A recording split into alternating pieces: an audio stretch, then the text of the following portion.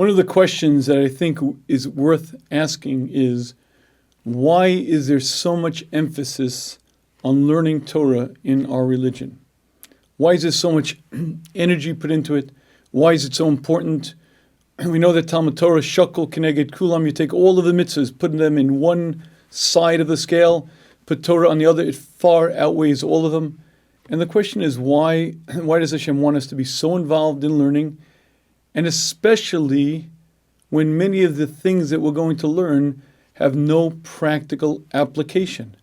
Now, clearly, most of our learning should be involved in areas that do affect our daily life, our involvement in the world.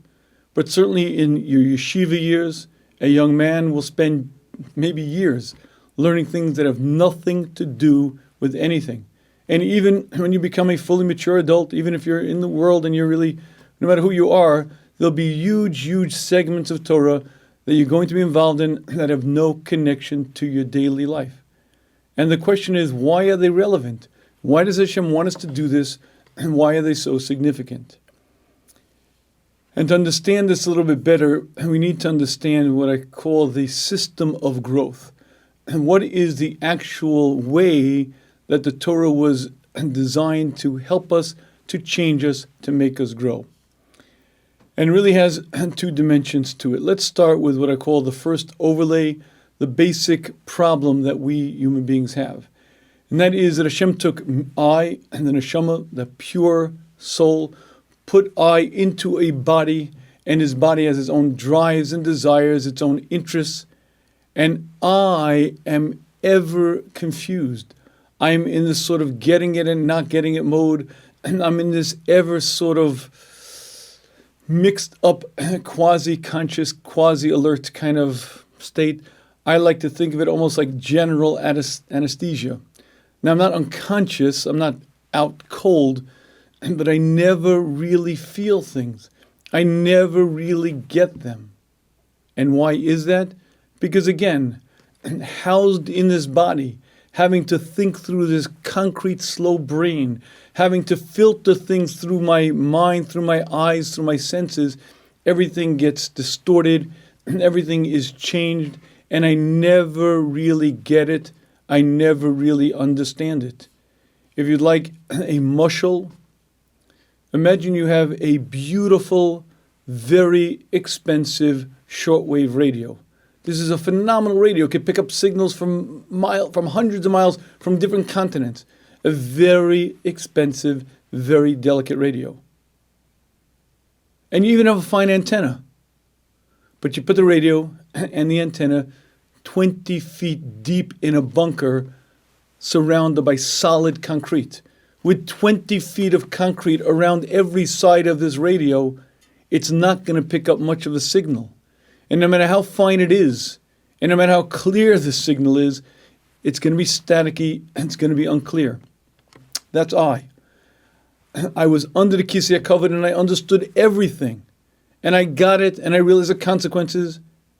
But Hashem put me into this body with layers and layers of heavy physicality, and that prevents me from feeling things, prevents me from seeing things. The radio waves just get blocked. And when I do feel, it comes and goes, and I never really got it. Then again, that's the first part, the balance. But to understand how it functions and understand how, in fact, that balance plays out, we have to analyze it a little bit more. The Chovos HaLevavos explains that every animal has a nefesh. Every animal has a vibrant, live part to it. That part, Hashem gave all of the instincts, all of the drives, all the desires to keep that animal alive. There's very little seichel, very little intelligence, but there's a lot of instinct, a lot of drive. A robin will naturally hunt the worm. The cat will naturally hunt the mouse. The cat doesn't think about it. The robin doesn't say, well, based on the general availability as well as the nutritional balance, I think the earthworm should be my food substance. It doesn't go through those steps. It instinctively hungers for the worm. Hashem put into the nefesh, into the vibrant, live part of the animal, all of the instincts, all of the drives to keep the animal alive. Now the animal has a brain also, and you could see animals doing things that clearly show intelligence. They've studied birds that hide seeds. A bird will hide a seed and it'll come back the next season and find the seed. That's not so unusual. They've studied birds that buried 25,000 seeds in 25,000 different places, and a season later came back and picked up every one. I can't remember where I left my car keys. But you see, that's functional intelligence in a very limited mode. There's no desire in the animal other than that which Hashem programmed into it. There's no interest in the animal other than that which is imprinted into its nefesh. There's no I, there's no agenda. There's just instincts and drives. And again, a semi-computer, whatever the programming is, some animals far more intelligent, some less. But all it does is serve the function of the drives, the appetites of that animal. And sometimes you could see animals doing things that are astonishing and seemingly with great self-sacrifice. The emperor penguin in the Antarctic will stand on ice holding an egg. The female lays this quite large egg, but the problem is that this egg cannot touch the ice. If the egg touches the ice, it cracks, it will never hatch. The female lays the egg and gently places it on her feet, and she waddles over to the male. The male puts his 2 feet together. The female gently kind of wobbles that egg onto his feet, and then the male has a pouch. That pouch covers the egg, and the male stands there. The female will then go hunt. She'll go back into the sea to try to add to her fat stores, and by doing that, eventually she'll come back with an additional milk supply, and she'll be able to feed the young. Keep in mind, minus 40 degrees, howling wind. Where they are, there's no food. The female has to travel quite a distance. She has to cut open the ice. In that place, she goes in and she goes under and begins hunting for her food source. But here's the ironic part. The female will spend weeks and weeks, sometimes months. The male stands there in the bitter, frigid cold. And you could see thousands of these penguins huddling in the bitter, freezing cold as they sit there wasting away. The emperor male penguin will lose as much as 25% of his body fat as he waits there. Weeks, months later, the female comes back. The egg hatches, and the female is there ready to feed the young. But here's the point. The emperor penguin doesn't say, I would love to see my yingala grow up and go to college. Let him become a stockbroker. The emperor penguin only knows the instincts. It doesn't know why. It doesn't make a choice. It instinctively wants to stay there. Instinctively it craves, desires keeping that egg warm. It may very well not know what an egg is. It may never have seen an egg hatch before. But it certainly doesn't think for the weeks and months ahead when the one little young is going to come out of there. It's an instinct, it's a drive, it's a desire that Hashem put into the animal kingdom. Every animal was given all of the instincts, drives to keep itself alive, as well as to bring the next generation into existence.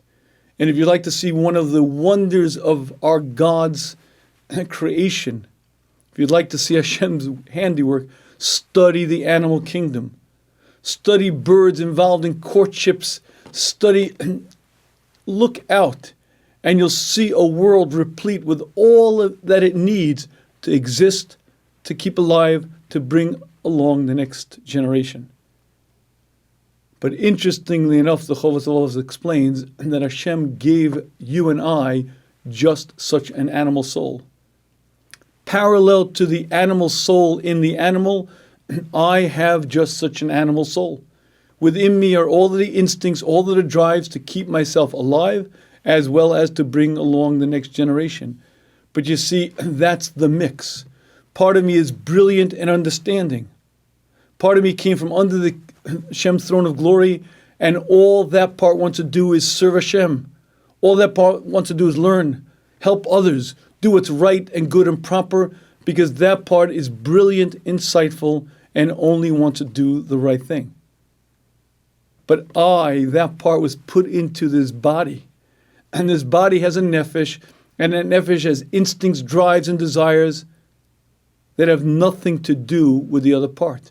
But you see, it's a mix. Part of me stands there speaking to my Creator right there. Part of me only wants to do what's right, good, and proper.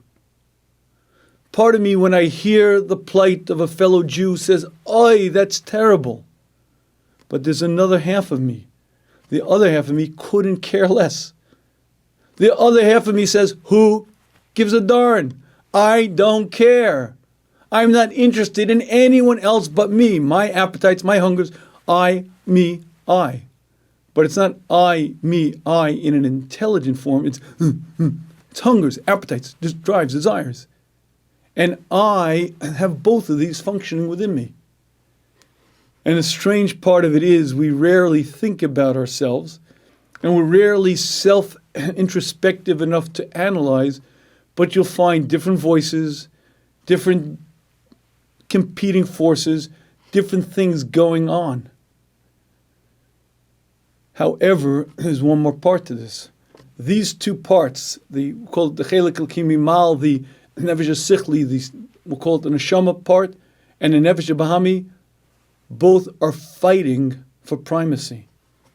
Each are competing to have their voice listened to. And they're ever in flux. Much like a muscle, the more you use it, the stronger it becomes, and with disuse it atrophies. The more you use either part, the stronger it becomes, the more dominant it becomes, the more it becomes the primary part.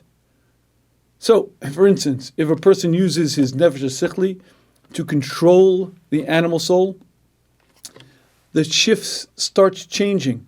If he was 50-50, it starts becoming 60-40, maybe it becomes 70-30. And his brilliant, intelligent neshama comes to the fore, comes much more out there, and the nefesh bahami, the animal soul, has much less sway. And eventually it becomes stronger and stronger. And when you read about tzaddikim, when you read about people who reach tremendous levels, you have to understand that their nefesh bahami had very little hold, very little control on them. But here's the problem. The problem is whichever one you use becomes stronger. And all day long, every day, we're using the animal soul. I'm eating, I'm sleeping, I'm busy. Whatever I'm doing in this world operates, helps, fosters, strengthens the nefesh bahami. So I'm using it all day, every day, and it's getting stronger and stronger, and explains the Chovos Levavos, left to his own devices, left as he is, man will become mostly animal and very, very little neshama. He'll become 80-20, 90-10, but the wrong way. And to allow us to reverse that trend and allow us to become the opposite, Hashem gave us many, many mitzvahs specifically to teach us, specifically to allow us to become stronger, to become more in control. And ironically, the Chovos Levavos explains that's the tam, the underlying reason of many mitzvahs. What we call chukim, a chok, and people assume that means there's no reason or we can't understand the reason. He explains most of those things are very easily understood. You take meat and you take milk. The milk is kosher, meat's kosher, you put them together, it's no good. And you know why? Because it strengthens the nefesh habahami. It gives an inordinate amount of strength to that part of me. It makes that part more prominent. Of all the animals that are kosher, none are predators. Mefarshim, the Kli Yakar, others explain the reason. When you eat the meat, you're ingesting part of the nefesh. Most of the nefesh isn't there, but part is still there. And when you ingest the nefesh of a predator, you're putting within you that predatory sort of need, desire. You're damaging that delicate balance. Now, how it operates, You have to be a scientist of the soul. You have to understand very, very deeply what strengthens the Nefesh HaBahami, what weakens it, what changes the balance. But he explains shatnez. He explains forbidden relations. Many of the forbidden activities in the Torah are specifically because they give an inordinate, a very unique amount of strength to the Nefesh HaBahami, and therefore the Torah warns us against it. If I engage in the opposite effect, then obviously it strengthens me. But here's the problem. I could avoid things that give the Nefesh HaBahami extra strength. I cannot eat non-kosher food. Non-kosher food deadens the heart. I won't feel things. I get it. But still, I have to use the Nefesh HaBahami all day. I'm eating, I'm sleeping, I'm doing, if I'm earning a living, I'm doing the things that I have to do, and I'm doing them all day. So even if I avoid things that give it extra strength, there's very little strengthening the other part of me. It's true. If I do a chesed for somebody else, if I think about another Jew's plight and I say, I am concerned, and I act on it, it's true. I'm doing a holy act, and my nefesh hasichli is becoming stronger, no question. But how much time in our day do we spend doing that? How much energy are we giving there? Explains the Chovos Levavos, that's why Hashem gave us a number of mitzvahs that are very specific and very powerful nutrients for the nefesh hasichli, for the neshama. The single most powerful nutrient is limud Torah. Hashem's thoughts, if it could be, the most holy, most high, most deep concepts in existence. When I engage in the process of learning, it's spiritual nourishment for my neshama. It's rocket fuel for my soul. It strengthens and invigorates. It's a powerful nutrient that empowers my neshama and changes the balance the other way. And even if it has nothing to do with my daily activity or anything to do in the world I live in, it could be ir and idachas, it could be karbonos. Unfortunately, we don't have them now. It could be ben sora or mora. Like Gemara says, it never happened and never will happen. But it's Hashem's wisdom, Hashem's thoughts, and when I engage in that process, it strengthens the nefesh. It makes that part of me, the seichel, stronger. And the more deeply I learn, the more I get into it, the more the effect. Why is Gemara so demanding? It's not just enough that you learn the Gemara, you have to learn Tosas. And not just Tosas, you have to learn the Achronim. And back and forth, come on, enough. The more deeply I delve into it, the more I understand on my level Hashem's wisdom, the more I'm purifying, the more nutrients I'm adding to my neshama, the holier I become, the more deep I'm involved in it, the more it impacts me. And one of the greatest activities that a human being could engage in is limud Torah. But there's certain other activities that also have a powerful impact on his neshama. Davening, explains Mussar Sharm, makes very little sense. You see, all of my senses deny Hashem's presence. I relate to this world with my 5 senses. I see, I hear, I smell, I touch, I taste. But all of them deny Hashem's presence. If I'm davening Shemona Esrei, everything in my frame of reference, everything in my experience called life denies Hashem's presence. And to daven, as I'm supposed to, what I have to do is close my eyes and transcend the physical barriers called my physical life, my body. I have to reach way beyond, reach core understandings, recognize that Hashem is present right here, and even though my physical senses, my limited and diminutive senses deny Hashem's presence, I feel, I experience Hashem here.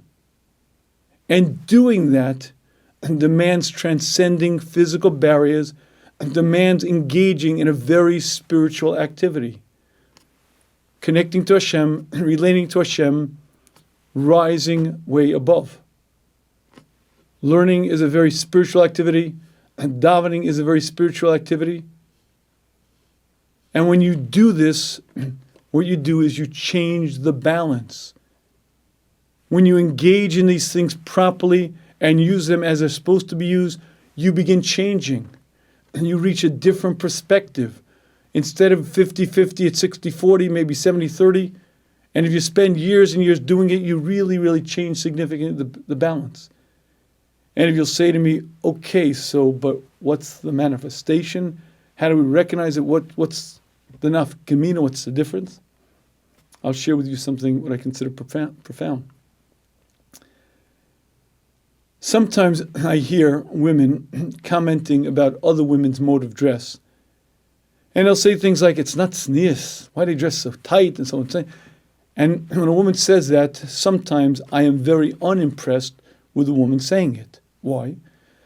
Because if the woman saying it is 45 years of age, and she's commenting about a teenager or a 20-year-old and saying, oh, these young girls, they dress so unsneous, it's so improper, I am very unimpressed. Why?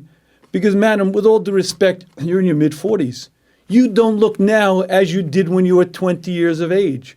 And it's not a big deal for you now to recognize that there are ways that are appropriate to dress and ways that are inappropriate.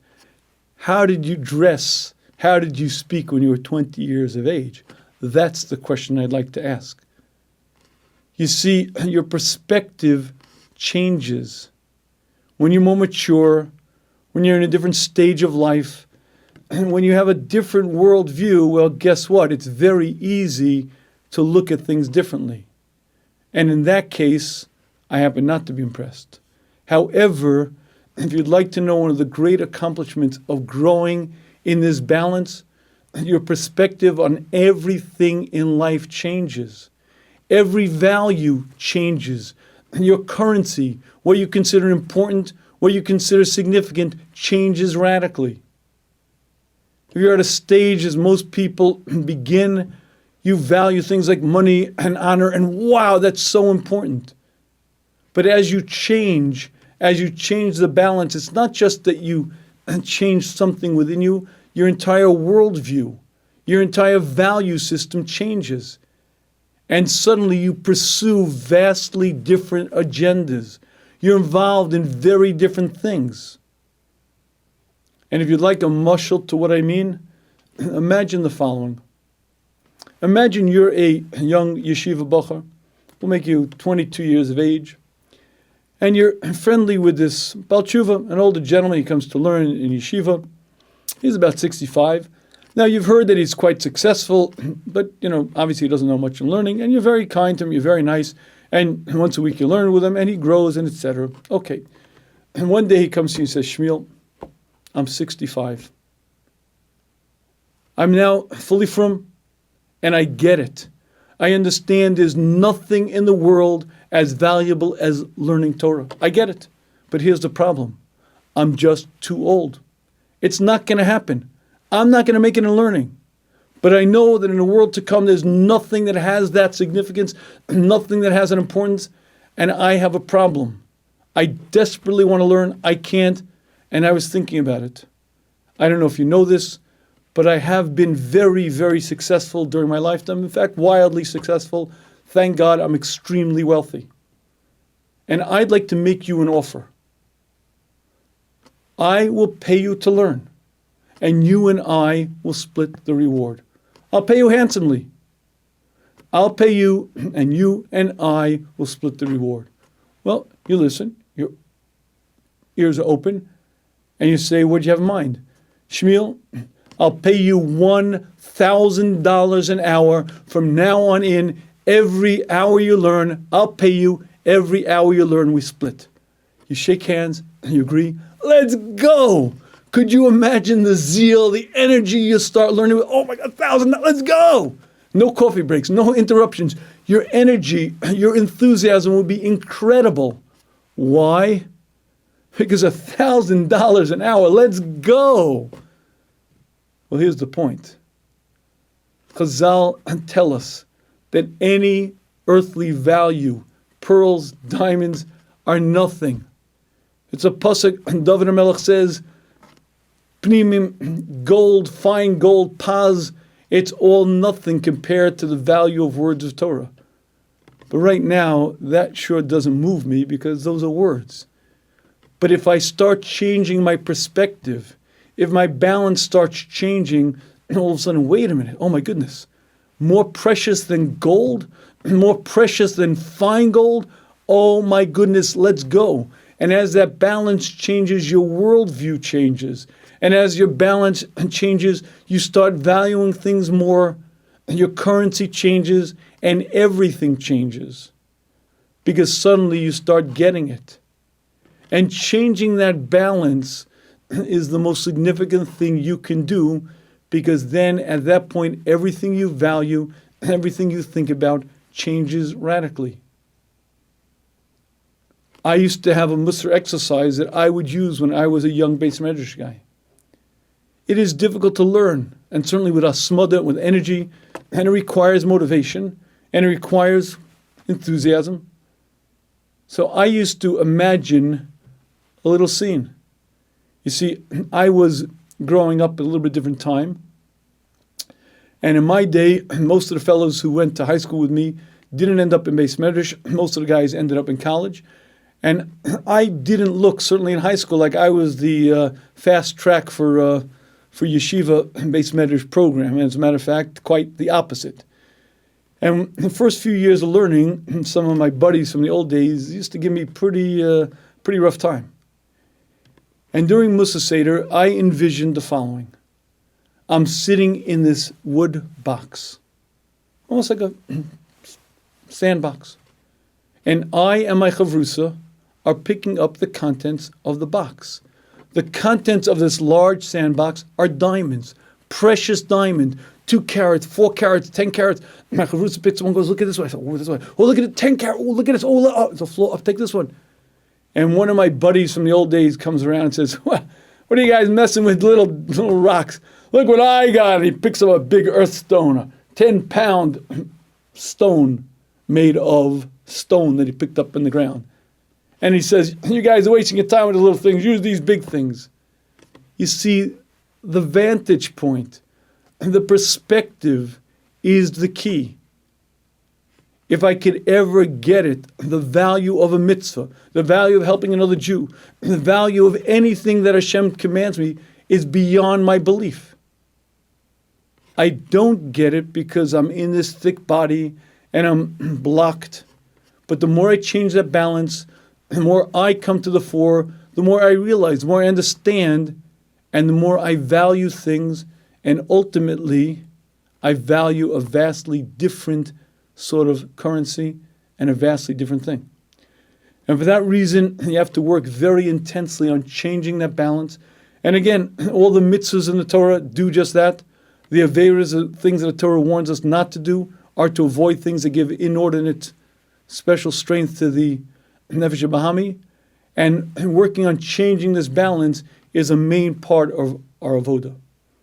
However, even if you're highly successful at changing this balance, and even if you get to 70-30, 80-90-10, if you don't do specific focus work, you're still going to fail.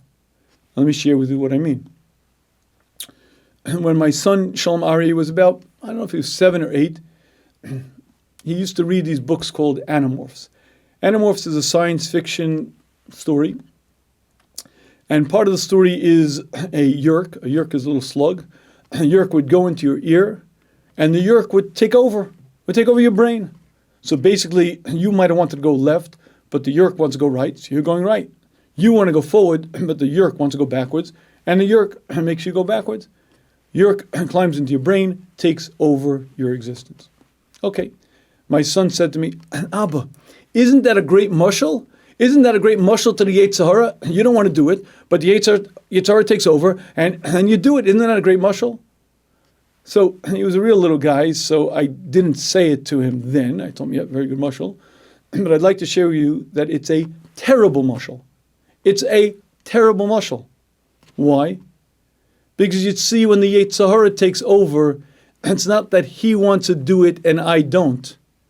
You see, I might have been tempted, I might have been lured, I might have had the desire, but at a certain point, I said the words, yes, I will do it. And when I said the words, yes, I will do it, I now have made the decision. Because I have two parts to me.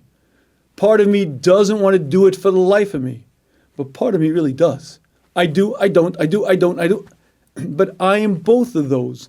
And when I make the decision that yes, I will, the totality of me now, have made that decision. So you see, even if I change the balance, and I get to a point of 80-20, the problem is if I don't work on the specific middos, the specific traits, I will be triggered and I will become a different human being. We've discussed anger. When I get angry, I'm enraged, and suddenly my entire value system changes. You see, let's assume I got to 80-20, and I'm the kind of person who never says insulting, embarrassing things to another human being. I reckon he's a human being, created an image of Hashem. How dare I utter such words? I never would. Until I get angry. And when I get triggered, and suddenly that red lens comes in front of my eyes, and suddenly I look at you differently. You're not a mensch. You're not a human being. You know what you deserve? And suddenly those things that were originally so forbidden, so out of bounds, that I would never engage in them, are appropriate, are proper. And again, all you have to do is catch yourself the next morning with that sense of, what did I do? What was I thinking? What I did was I got drunk, I got triggered, and at that moment I felt differently. So even if I got to a point of 80-20, if I keep this individual trait and don't specifically hone in on it, I'll get triggered, I will react, and I'll do things that I never would do. But when I do them, I have decided to do it.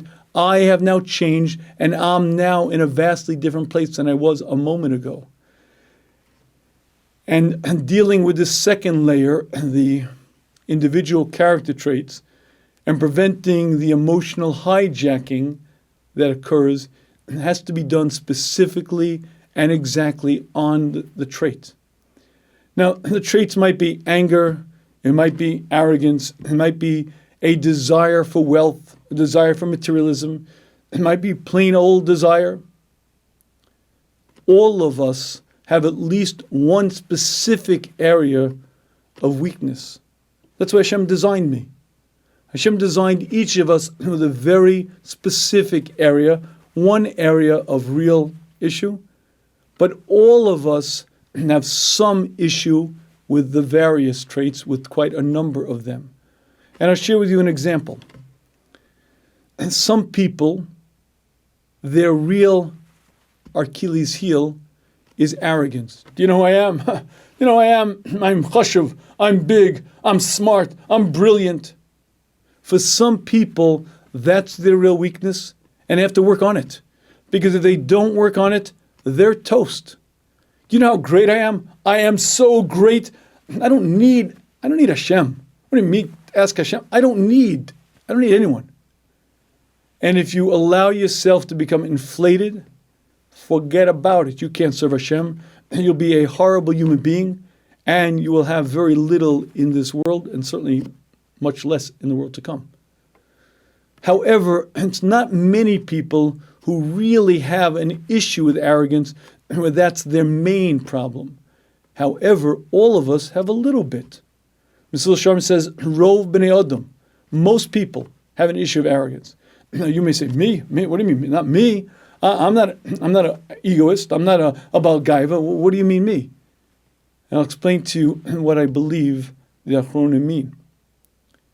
Have you ever had a situation where you made a mistake and you realize you were wrong? And not only did you realize you were wrong, the other person realized you were wrong. And you realized that he realized that you were wrong, but you couldn't admit it. Now, why can't you admit it? I made a mistake. I make mistakes. We all make. That's called being a human being. We all make mistakes. Yet I couldn't admit the words. Now, I understand if we're fighting, if we're competitors, I get it. But he's a friend of mine. Maybe it's my spouse. I made an error in judgment, whatever it might be. Why can't I utter the words, I was wrong? And the answer is because I'm not quite humble enough to do that. You see, humility means recognizing that I do things well and that I do things that are not so smart. I'm a limited human being with a limited capacity, mortal, flesh and blood, created by Hashem, put into this temporary thing called life, and I really don't have all the wisdom in the world. I really don't know things that deeply and concretely, and I make many, many mistakes. Now, those words are very easy for me to say, but to feel them on an ongoing, constant basis, so that when you make a mistake, you're able to say, yeah, I made an error. And to be able to say it in front of people you respect, and especially when it was a gross error, you'll quickly see is not so simple. And if you don't believe that I'm right, ask a husband, ask a wife, how easy it is to apologize when they know that they were wrong. And it's a person they deeply love, they're deeply concerned about, and they wrong them, and saying the words, I apologize, I'm sorry, my lips, my knees tremble, my lips, I can't say the words. Why not? And so the why not is because all of us have areas that we need to work on. And working on the various character traits is something that requires specific work. And even if you change the general balance, if you don't work specifically on the trait, you're going to be stymied. But not only are you going to be stymied, you'll be triggered and you'll do things that are so outrageous, so different from what the Torah wants from you, that you'll destroy yourself. You see, everything that I do changes me, molds me, makes me into who I will be forever. Why is chesed so central in the Torah? It's because Hashem created this world as a meitiv. Hashem manifests himself as a giver. And the ultimate perfection of the human is to be like Hashem, to be other-centered, to be a giver. But a strange thing happens when you concern yourself with others' needs. It's not just that you're doing a mitzvah, not just that you're doing a good thing, I change. You see, when I act kindly, I become more kindly. When I act with compassion, I become more compassionate. The more that I act in the way the Torah wants me to act, the more I become a fine, caring, sensitive human being. And that's why when I engage in chesed, it's wonderful, it's great. But the more I act the other way, well, guess what? I'm also changing, but not for the good. When I act arrogant, when I act with anger, when I act with desire, when I act with whatever my drives are other than the Torah, what I'm doing is I'm shaping myself, molding myself, making myself into the opposite of what the perfection of a human being is. And all day long I'm acting. And all day long I'm thinking. All day long I'm very, very engaged. And all day long I'm shaping myself either into something greater, more perfect, or the opposite.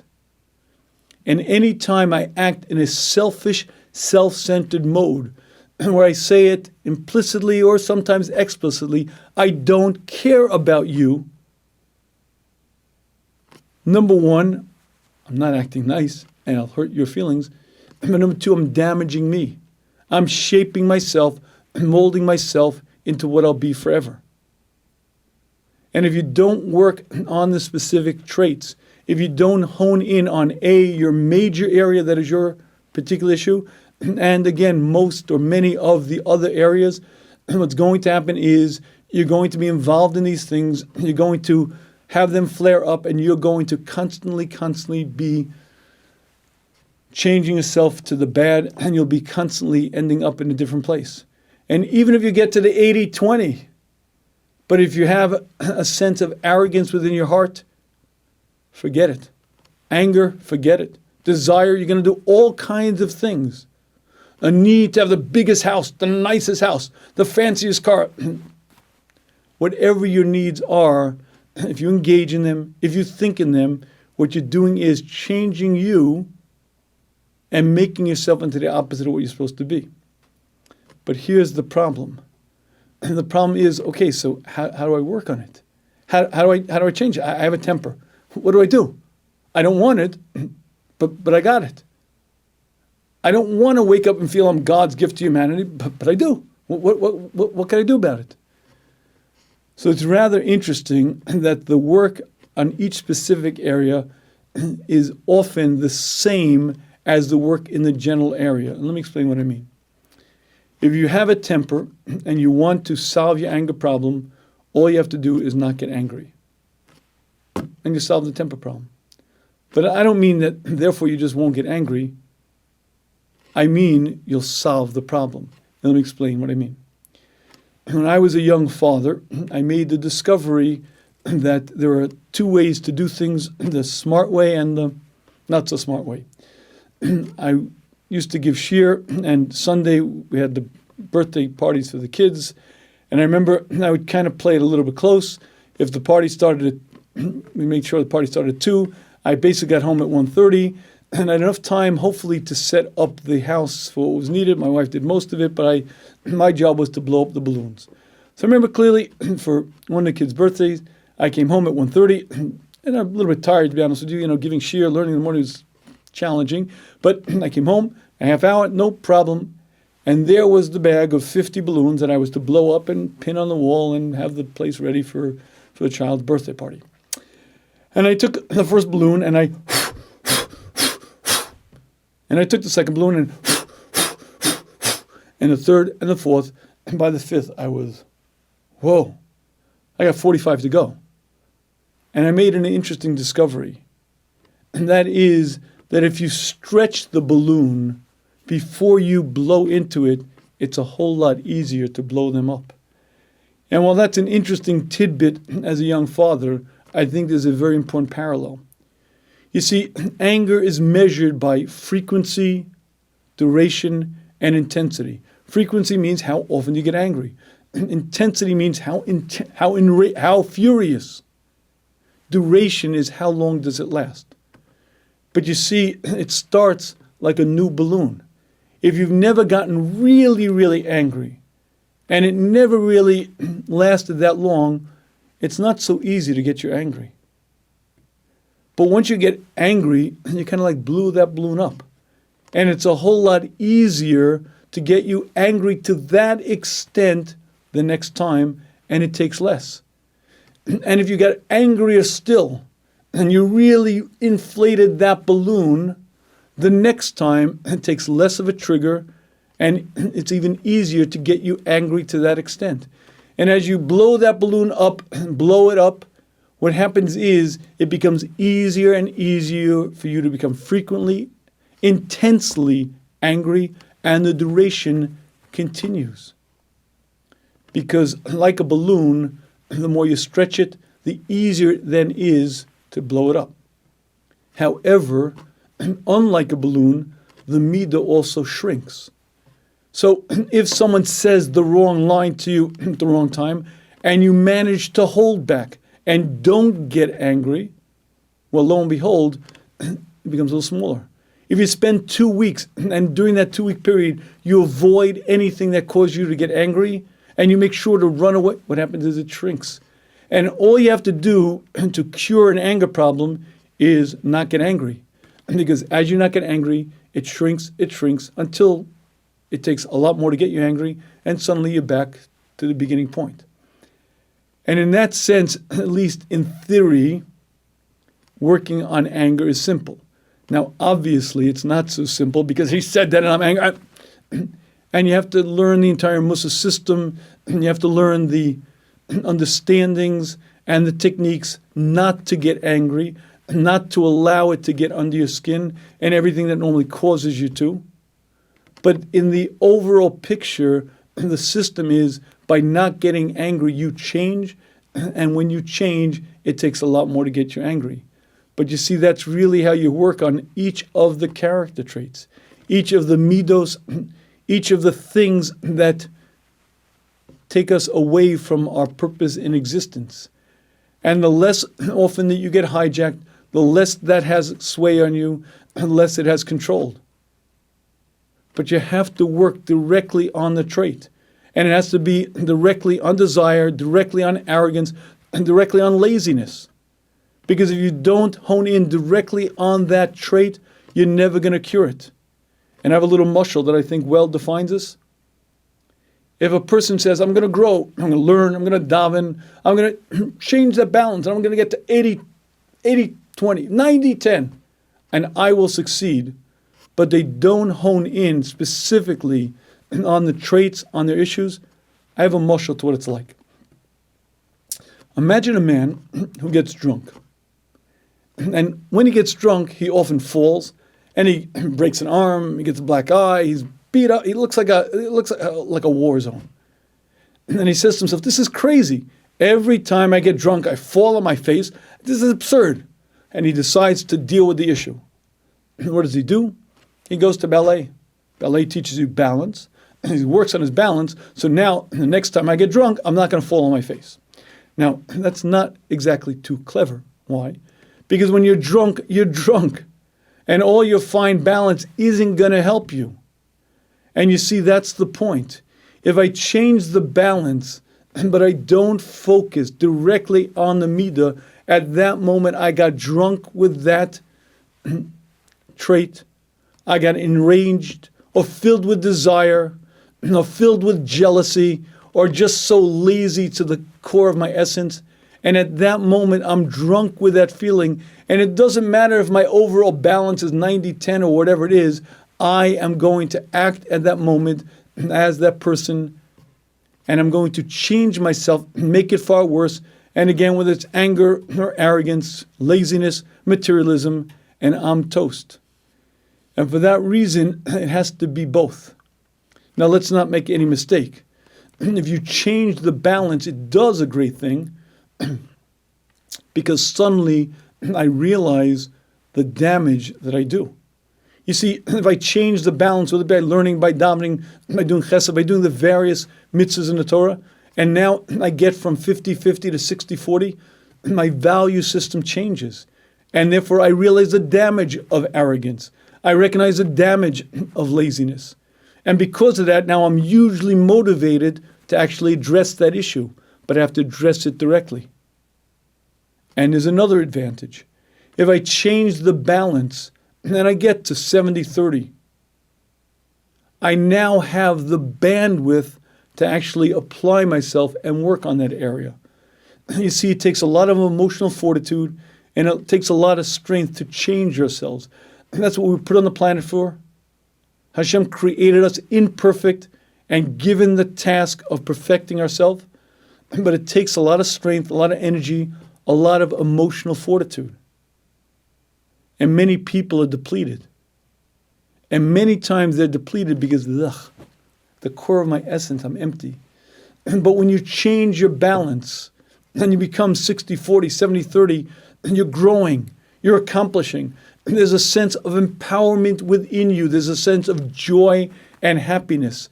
And you have the strength to then do the direct work. But if you're not going to change the balance, you're going to be stuck because you don't have the strength, you don't have the balance, you don't have the energy to do it. And Hashem created us imperfect. Hashem created us the brilliant neshama put inside this body like that fine radio inside the bunker. I can't hear things. I can't relate to things. But Hashem also gave us the Torah, the system of spiritual perfection, by doing chesed, by learning, by davening. I change that balance, and I cut through those layers and layers, and I change my entire worldview, and I change my value system. And as I do that, things that I consider unimportant last year, the year before, suddenly are far more important, and I have a different worldview. And with that, I also have the energy to work. But the work that I have to do has to be both on that balance as well as the specific traits. Because if I don't hone in on each specific trait, I'm going to be hijacked, I'm going to be taken over, I'll never succeed. When I do both, Hashem helps. And when I do both, Hashem guides us and protects us. When I do both, I change, I start growing, and I reach the reason for my existence, the reason Hashem put us here, to grow and accomplish.